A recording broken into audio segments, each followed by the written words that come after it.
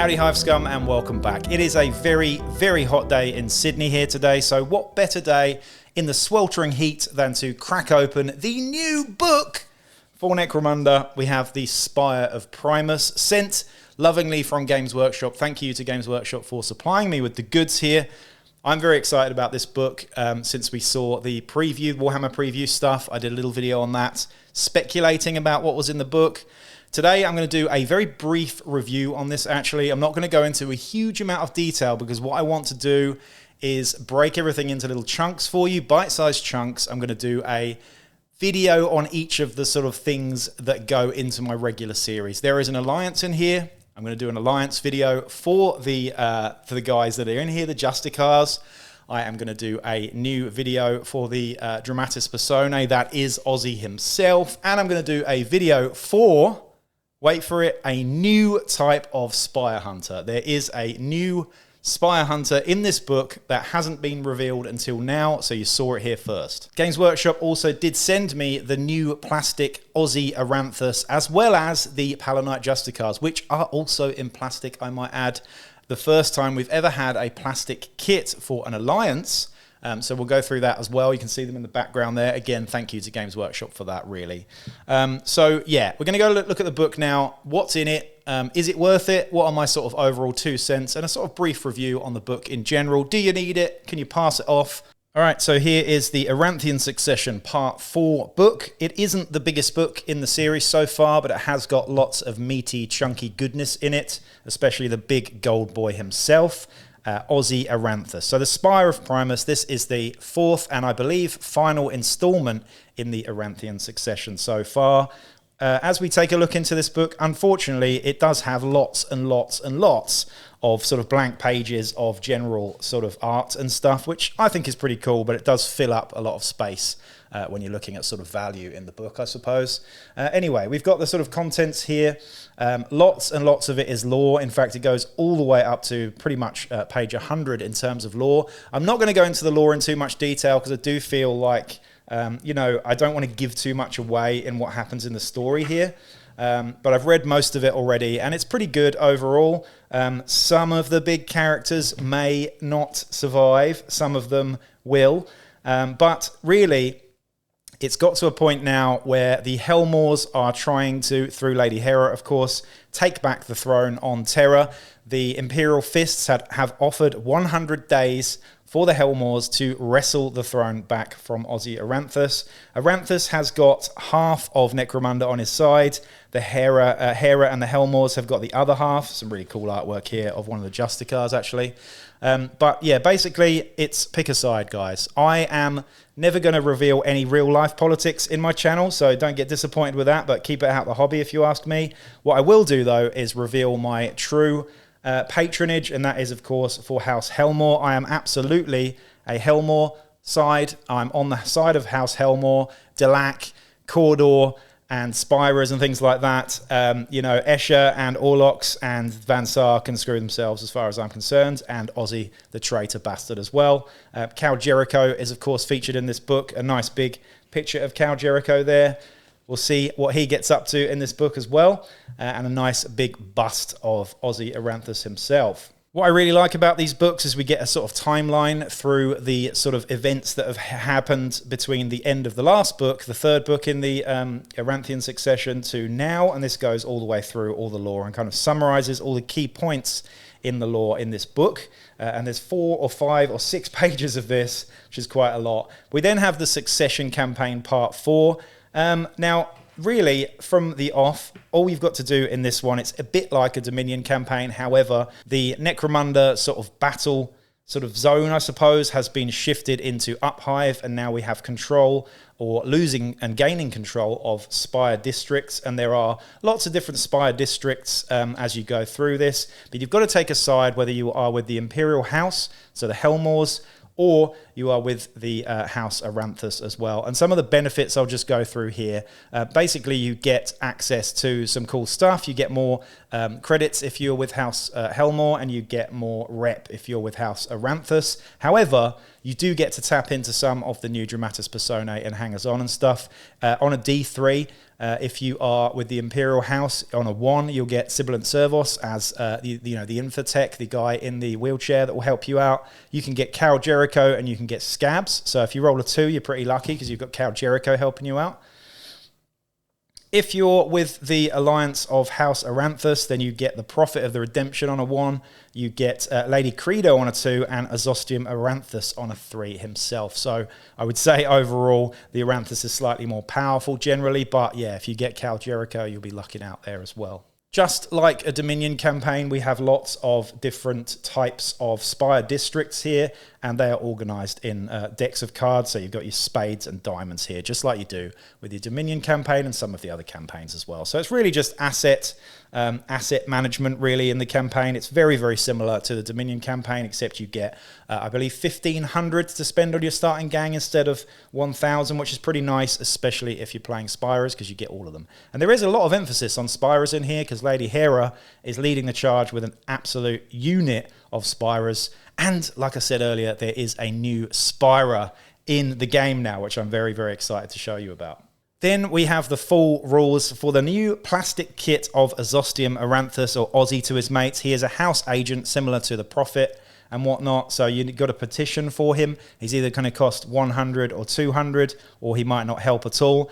As you can see, his stats are pretty ridiculous, but again, I'm not going to get into this in too much detail just yet, but he is a psyker, and he is god tier powerful, as you'd imagine. This guy is basically a Necron.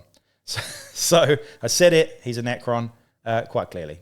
You got the rules for his Caryatid Servitor as well, which is pretty cool. It's quite different to your regular Servitor. But again, if you want to find out more about Ozzy and his Caryatid Servitor, go and check the actual Dramatis Personae video that I'm going to do today. Some of the Spire districts that you get in the, Spires of Primus campaign system are as follows. We've got the Imperial Hangar, for example. In a battle where this Spire district is the stake, gangs can reroll 1 injury dice when making recovery tests. That's pretty cool. You've got the, let's go through another one quickly. The Imperial Star, King of Diamonds. In a battle where this Spire district is the stake, the winner of the scenario may recruit a ganger from their house list for free during the update roster step of the post-battle sequence. So, lots of different assets and things and boons that you get from having each Spire district, and it's really about taking over as many Spire districts as you can while playing on one side. So all of the gangs in your campaign are either going to be aligned with the Imperial House or House Aranthus.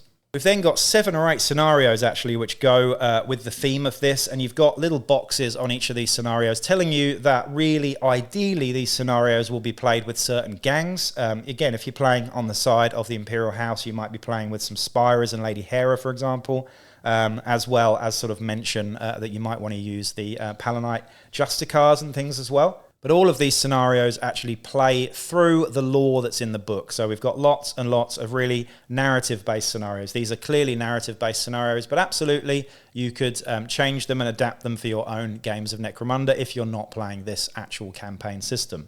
Rounding things out, we have a big multiplayer scenario, the Fate of Primus. This is the end game for the entire campaign of 4 books. I won't show you too much here, but this is a big, big battle. You've got Delac gangs, Spyrer gangs, Cawdor gangs facing off against the Redemption and, you know, the Escher and Orlocks and things like that as well on the side of Aranthus. So really exciting stuff here. And I actually really do want to maybe do a battle report that's reflecting this somewhat. So I will do at some point when I've got Ozzy painted up and I've got my Spyrers repainted, because I will need to repaint them at some time, then I will do a battle report that's based around this. Then we get the real meat and potatoes here, the additional rules. I tend to skip through all of this and go straight to this whenever I get a new book. I don't know about you. You might want to read through all of the lore first. I've done a bit of the lore. I'm going to go back and read the rest of the lore, but I only got this yesterday, so give me some time on that. The additional rules, though, are the real reason why we're here, and this is something I'm very excited about. We have a new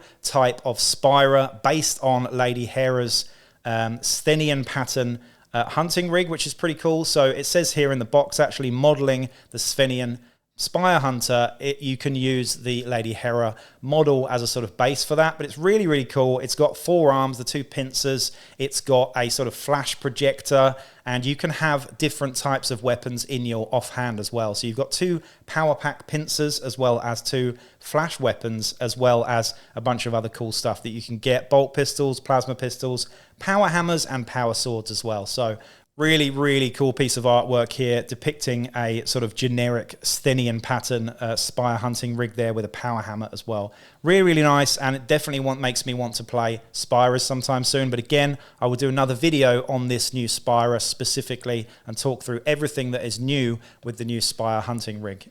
Then we have something really exciting, actually, which is a new hanger-on. In fact, we've got 2 new hangers on here. The first one is something I've been wanting for ages, and I don't know why they haven't got around to doing it, but we now have indentured psychers that are available to any gang. So they're 70 credits, and they get a choice of actually decent psychic powers. The stats aren't amazing, but they have, you know, a decent willpower of 5+. But basically what this does is it gives every gang access to something similar to a haunt. So every gang now can have a psyker. If you are an outlaw gang, you get access to a an unsanctioned psyker. If you are a lawful gang, you get a sanctioned psyker, and you get the choice of 6 different weird powers that are actually decent this time. Instead of being very underwhelming, we get a sail, which is half decent. We get flame blast, which is actually pretty good. Freeze time, which I think is very, very fun and underused generally. Weapon jinx, which is one of my absolute favorites. Terrify, which is absolutely awesome as well, and Quickening. So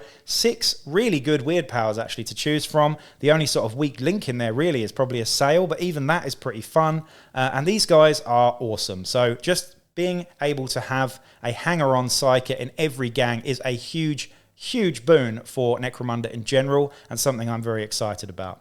We then get the new Hive Watcher. These guys are 30 credits. We saw on the Warhammer community that these guys were previewed as having basically a sort of nerf to infiltrate. So instead of infiltrating within 6 inches, fighters now have to stay a maximum of 9 inches away. It's not huge, but for 30 credits, this fight is half decent.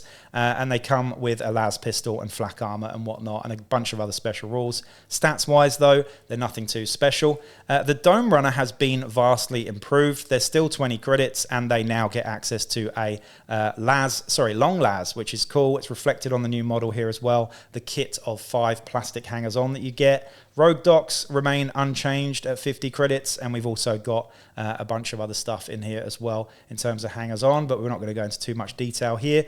Aranthian aligned gangs. This is a new sort of alliance that you can do, and I don't think you can do this. It's not exclusive to this campaign. You can be an Aranthian aligned gang in general. But what this mainly does is it gives you the ability to create a gang that's themed along the Aranthian sort of vibe. So you've got some boxes here telling you how to do that in terms of modeling, making everybody have white sort of carapace armor. So the effects of being an Aranthian aligned gang are as follows. You gain access to the Aranthian armory, which is absolutely flipping bananas. We also get the leader of your gang gets the Iron Will skill for free, which is pretty cool. It's a great skill as well. And you must follow the prince's orders during battle. So there is a downside. Similarly to being a Chaos-aligned gang, there is always a downside to this. And, you know, in that, it means that you've got to play the game in a certain way. So each time you play a game, you've got to roll a d6, and that is basically your sort of secondary mission. If you don't do it, things can get nasty for you, but the bonuses definitely outweigh the negatives on this with the Aranthian Armory. You get the Irenaeus Pattern Plasma Pistol for 70 credits. We'll look at that in a bit.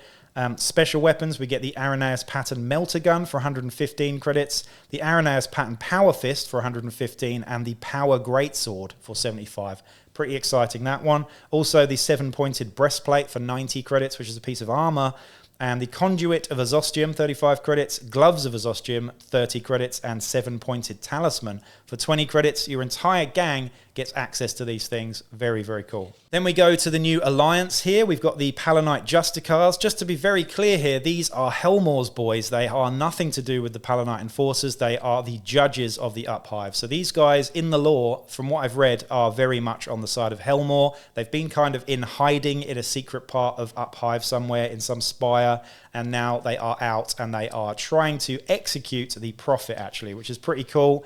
It's quite clear as well that the Corridor and the Redemptionists are at each other's throat. The Redemptionists are very much on the side of Aranthus, and the Corridor have changed sides to Helmore now. So things are really kicking off with all the Corridor and Redemptionists. We've got the full rules for the Justicar delegation. Again, I reiterate, these guys are in plastic, which is absolutely fantastic. It rhymes as well. And I'm not going to go into the rules too much here as well, because I'm going to do a video on this alliance shortly as well. We've then got some glossy images of all the new models, the the actual Imperial Alliance here, the companions, Palanite companions, as well as Athera, who's in it, as well as Ozzy and the Justicars there as well. Some really nice images there.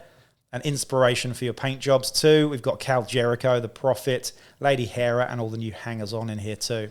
Again, this is a quick review here. I'm trying to be as quick as possible, but let's just highlight some of the weapons that you get access to by being an Aranthian aligned gang. The Power Greatsword is like a normal Greatsword. It's 2-inch versatile, +1 to hit at that versatile range, +2 strength, -2 AP, 1 damage, melee, power, unwieldy, and versatile. So it doesn't have Sever, but it is really, really nasty. We've also got the Fullman pattern Mancatcher, which is just ridiculous. This is what you get with the Justicars here. It's a really interesting weapon. It's 2-inch versatile. It's the strength of user, -1 AP, only 1 damage, but it has a new trait called Incapacitate, which is really nasty with shock, versatile, and melee as well. So pretty cool, that one. Let's just do one more very quickly. We've got the Medusian Projectors. These things are flash weapons that you've got on the Sthenian pattern hunting rig, which is pretty cool. Quite similar to the Jakara Mirror Shield, actually. They're 12-inch range, -1 to hit, long range, 4+, and flash. However, you can upgrade them and do some really nasty things with them as well.